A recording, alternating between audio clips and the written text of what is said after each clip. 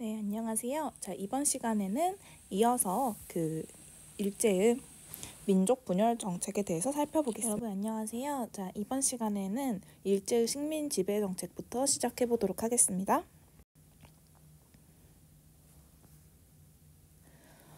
이제 먼저 우리가 지난 시간까지 배웠던 거를 되돌아보면은 일제가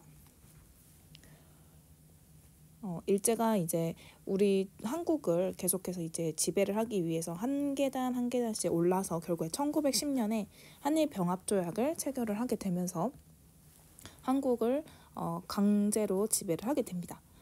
자, 그러면서 이제 1910년부터 1945년까지 굉장히 긴 시간 동안 일제가 한국을 지배를 하게 되는데요. 먼저 1910년대, 이제 10년대에는 어떤 지배 정책을 내세웠는지 살펴보겠습니다. 이제 선생님이 제목으로 무단 통치라고 했죠.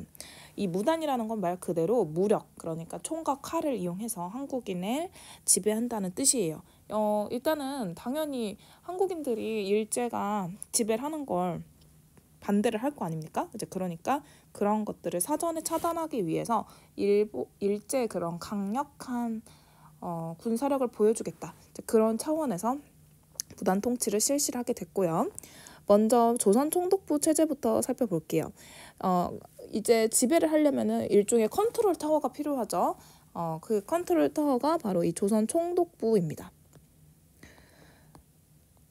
조선 총독부는 먼저 가장 위에 이제 조선 총독이 위치하고 있고요. 이 사람이 이제 모든 걸 가지고 있죠. 입법, 해정, 사법권을 갖고 있고 군 통수권도 갖고 있어요.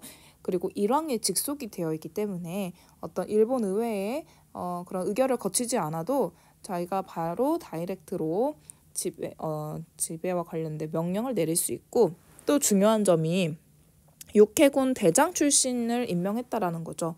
자, 그래서 어떻게 보면은 일제가 결국엔 군인을 이용해서 이제 조선을 지배를 했다라는 걸 알 수가 있죠. 그리고 자문기관으로 중추원을 두었습니다. 그렇지만 이 중추원에는 친일 매국노로만 구성이 되어 있어요. 그러면서 겉으로는 한국인도 정치를 참여하고 있다라는 식으로 위장을 함으로써 지배를 정당화시켰죠. 자, 그렇다면 무당 통치를 어떤 제도를 이용했냐? 첫 번째, 헌병경찰제를 실시했습니다. 말 그대로 헌병은요, 군인입니다. 이 군인이 경찰까지 담당을 하고 있고요.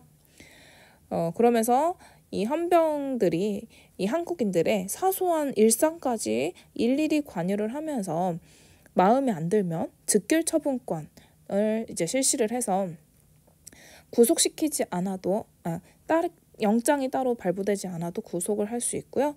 그다음에 태형령은 이제 한국인들을 이제 잡아다가 이제 말 그대로 곤장을 때리는 건데요.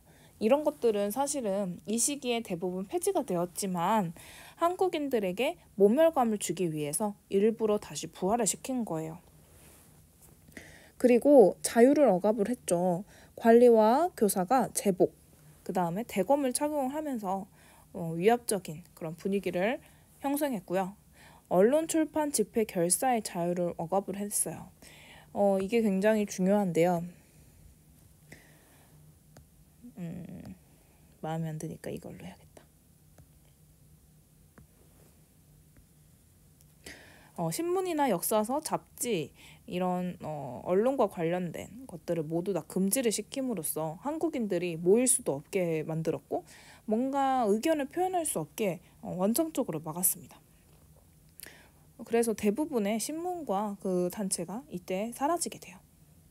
그리고 한국인들이 제대로 움직일 수 없게 만들기 위해서 우민화 교육을 했어요. 그러니까 말 그대로 멍청하게 만든다는 뜻인데요. 보통교육과 실업교육, 그러니까 정말 최소한의 글자를 쓴다라든지 숫자를 읽는 정도 일을 할 수 있게끔만 했고요. 한국인들의 어떤 민족교육, 역사나 한국어를 전면적으로 가르치지 못하게 함으로써 한국인들이 전혀 움직일 수 없게 만들었다. 그 다음에 경제나 식민지 수탈체제 확립 한번 볼게요. 먼저 이 식민지를 다스리기 위해서는 돈이 필요하잖아요. 어쨌든 그래서 이 돈을 한국에서 빼서 써야 될 거 아니에요. 일본 돈 쓰기 싫잖아요. 일본 입장에서는. 그래서 첫 번째로 실시를 한 게 토지조사 사업이에요. 이 토지조사 사업은 말 그대로 한국의 전국의 토지 소유권, 누가 갖고 있냐 이거를 확인을 해서 식민 지배에 필요한 세금을 걷기 위해 만들었고, 또한 한국 내에 여러 가지 그 좀 애매한 땅들이 있잖아요. 그런 것들은 일본이 다 가져가서 일본인 소유의 토지를 만들기 위해서 했습니다. 방법은 이제 정해진 기간 내에 신고를 해야 된다 라는 것인데요. 문제는 이 신고를 할 때 신고서를 우리가 써야 되잖아요. 근데 이게 일본어로 되어 있거든요. 당연히 한국인들 잘 못 쓰겠죠. 한국인들 그 당시에 한글도 제대로 모르는 상태였는데 어떻게 문서를 작성할 수 있겠어요.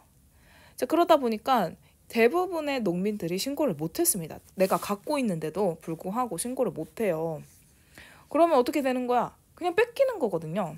그러면서 자연스럽게 미신고 토지가 일본으로 가져가게 됩니다. 그리고 신고를 했다고 하더라도 그 신고한 토지에 대해서는 총독부가 관리를 할 수 있기 때문에 그거에 대한 세금을 거둘 수 있겠죠? 그러면서 총독부는 지세 수입이 증가하게 돼요. 자, 이렇게 되면서 이 토지를 누가 관리를 하냐? 또 관리할 때가 필요하잖아요, 회사가. 그게 동양척식 주식회사입니다. 또 이걸 썼네요.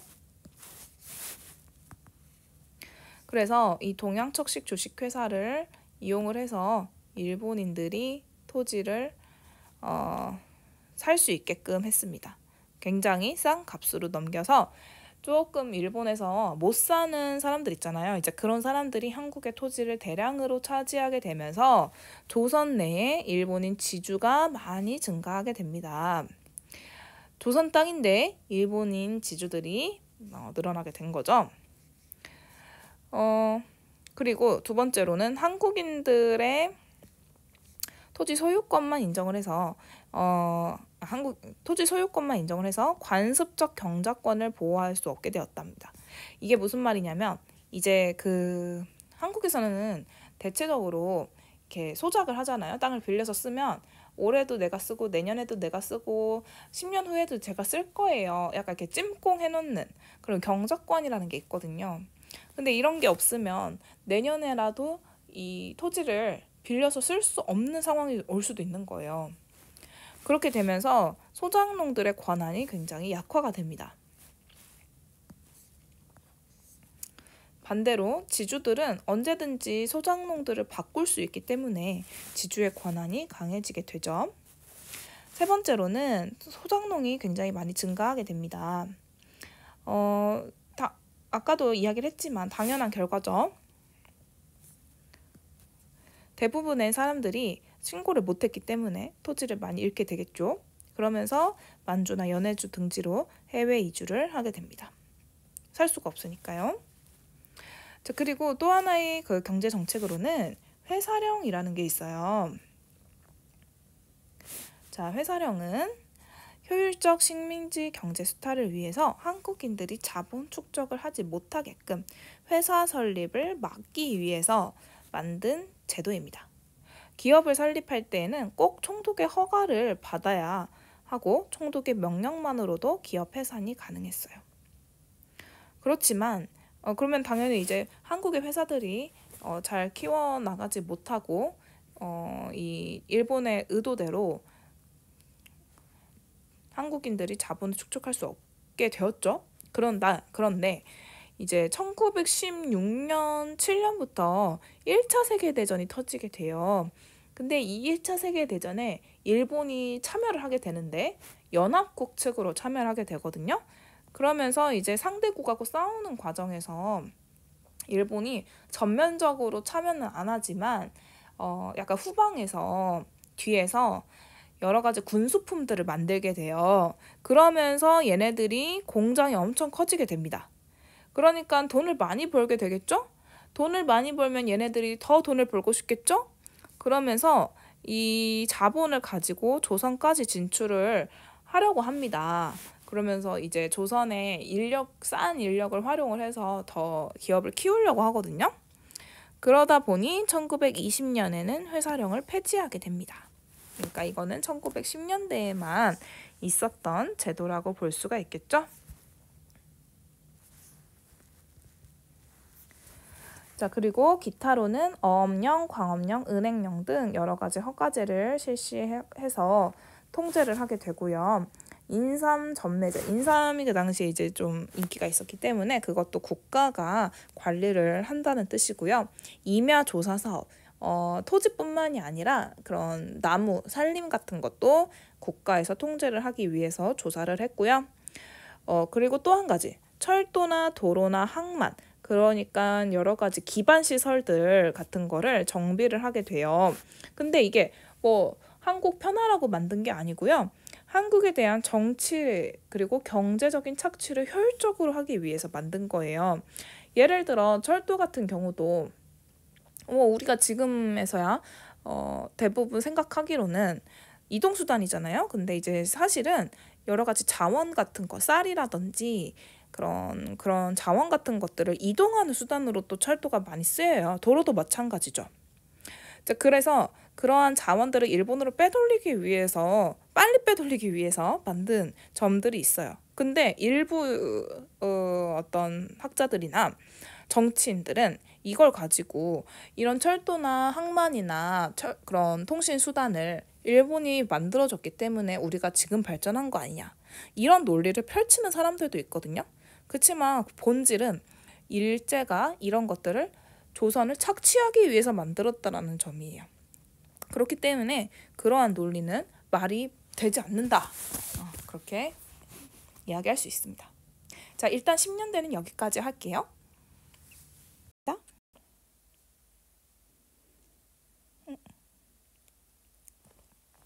자, 그러면 이제 이어서 민족 분열 통치 살펴보도록 하겠습니다. 이제 일제가 이 무단 통치를 하다가 결정적으로 그 통치 방식을 바꿔야겠다라고 생각을 하게 되는데, 그 계기가 바로 3.1운동이었습니다. 이 3.1운동이 전국적으로 일어나게 되면서 일제의 식민 지배에 대해서 저항을 하게 되자 그 한국인들은 찍어 누르는 것만으로는 안 되는구나, 뭔가 다른 방법이 필요할 것 같다. 그렇게 해서 민족 분열 통치를 생각하게 된 것이죠. 자, 근데 이러한 민족 분열 통치는 겉으로는 문화 통치라는 이름으로 이루어졌어요. 말 그대로 이제는 총칼 버리고 너희들을 약간 교양 있는 그런 한국인으로 대우를 해주면서 그렇게 정책을 펼치게, 이런 뜻이었어요.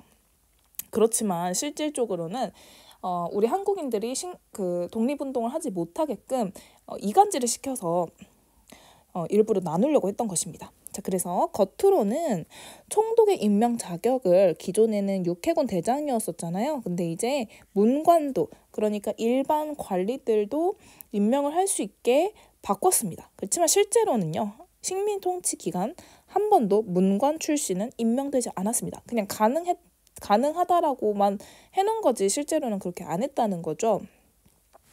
그래서 실질적으로 식민 통치는 군인이 했었고요. 두 번째, 경찰제도를 헌병경찰제도에서 보통경찰제도로 바꾸게 됩니다. 그래서 이제 군인들이 더 이상 경찰을 하는 게 아니에요.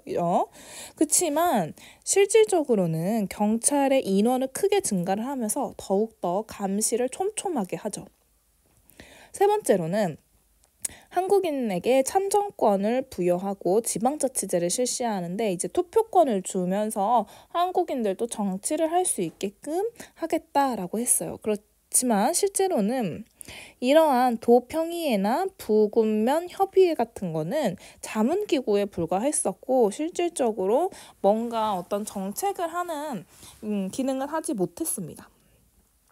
그리고 무단 통치 시기 때 엄격하게 금지되었던 언론 출판 집회 결사 자유를 허용합니다. 그래서 우리 한국인들도 이제 신문을 만들 수 있게 되었어요. 그래서 나온 게 바로 조선일보와 동아일보입니다.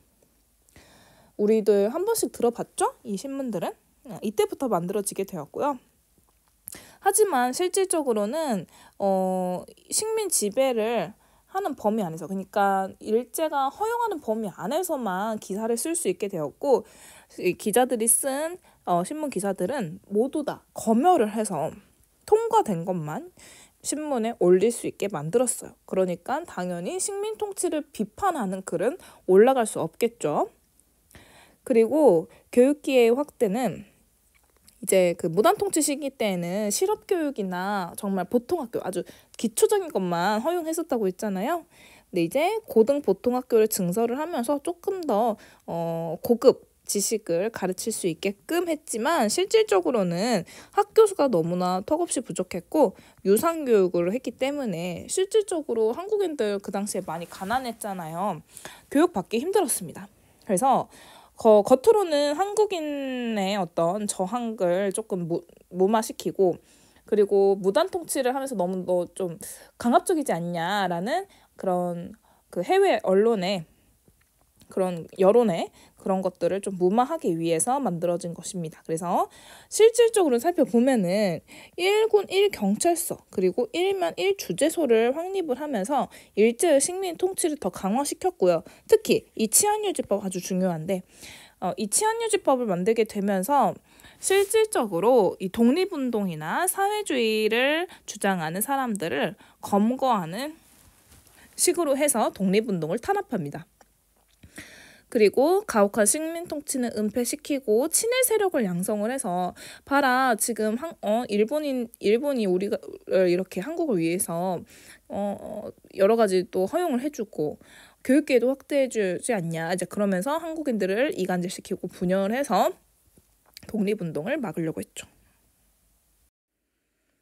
해서 이제 통치 방식은 이 정도로 살펴보면 될 것 같고, 경제면에서는 산미 증식 계획을 실시를 했는데, 말 그대로 무엇을 생산하냐?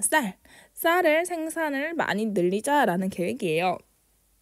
이런 제도를 실시한 이유는 1차 세계대전 후에 일본이, 아까도 이야기를 잠깐 했지만 일본이 연합국에 참전을 하게 되면서 그런 군소품들을 많이 만들어요. 그래서 그런 것들을 많이 생산을 해가지고 이제 팔게 되다 보니까 돈을 많이 벌어요. 이러다 보니 자본이 많이 이제 늘어나게 됐겠죠. 그런 것들을 이제 조선에 진출을 해서 좀 더 싼 인력을 활용을 해가지고 자본을 늘리려고 합니다.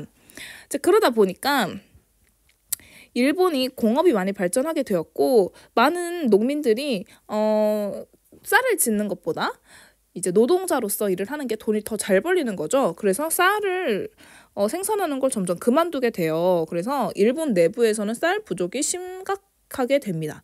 그러면 어떻게 해야 돼? 이제 식민지인 조선의 그 쌀을 늘려가지고 일본으로 가져가면 되잖아요. 그래서 품종 개량이나 수리 시설, 그러니까 그 물을 저장하는 그런 시설들을 구축을 하고 경지 등을 정리를 하면서 쌀 생산량을 늘리려고 합니다.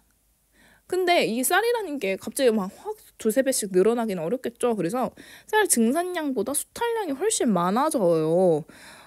그러다 보니까 한국인들은 가뜩이나 세금도 많이 내고 토지도 부족하고, 그런데 쌀까지 더 많이 가져가는 그런 결과가 나오게 된 거고요.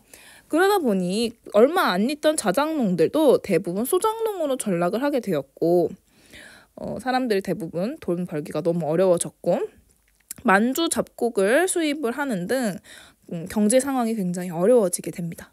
그래서 실질적으로 쌀을 먹고 사는 게 너무 힘들어지는 그런 상황이 오게 되었고요.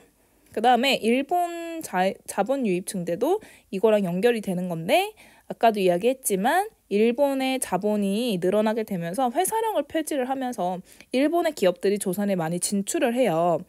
그러면서 일본 상품의 관세를 폐지를 시키면서 조선에 점점 그 기존의 국산품들은 팔기가 더 어려워지고 일본 상품들이 늘어나게 됩니다. 특히 1920년대 후반부터는 미쓰이, 미쓰비시, 노구치와 같은 일본 재벌 기업들이 조선에 진출을 하게 되면서 조선의 그런 싼 노동력을 활용을 해가지고 돈을 더 많이 벌게 됩니다. 자, 그러면 일단 1920년대는 여기까지 할게요.